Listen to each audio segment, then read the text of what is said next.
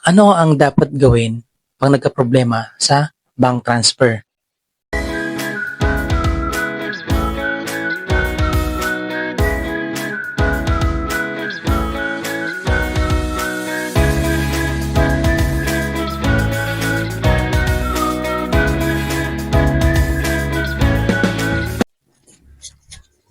Hello, what's up mga idol? So this is Mark Anthony, Roscas ng Mark TV. So sa video natin ngayon, vlog ko lang ngayon yung nangyari sa akin yung isang araw nung pagkasahod namin sa trabaho.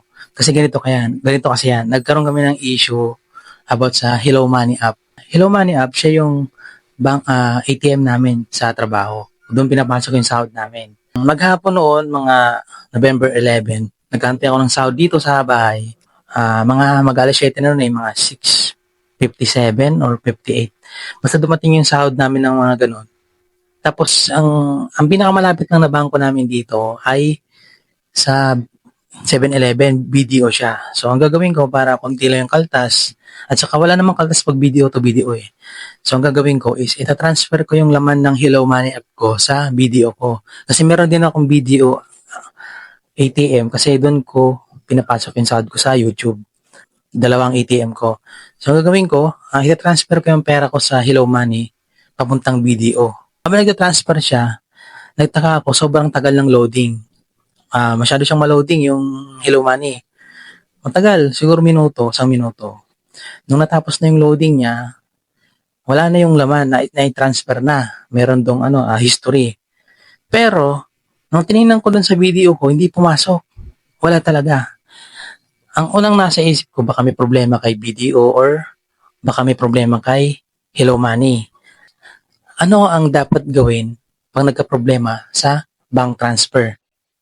So, ang ginawa ko, bukasan, pumunta ako sa AUB. Bakit AUB? Kasi si Hello Money is under ni AUB. Yan. So, pumunta ako ng maaga kasi inaasahan ko maraming pupunta. Ayan. Kasi tumingin ako sa Facebook nung time na yon. Tumingin ako sa Facebook na maraming ang nagka-problema sa pag-transfer ng pera tulad ng Hello Money to GCash, Hello Money to BDO, yung tulad ng sa akin. Saka Hello Money to Hello Money, yan, nagka-problema din. Pero sa pag-withdraw ng pera sa mga ATM, wala namang ganong issue. Pagdating ko nga doon, siguro, marami kami nagko-concern. Di yun sinabi ko na ngayon nangyari, no?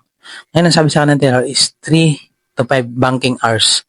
3 to 5 banking hours. Ay, banking days pala. Ibig sabihin, 3 o 5 araw bago maibalik sa akin yung pera.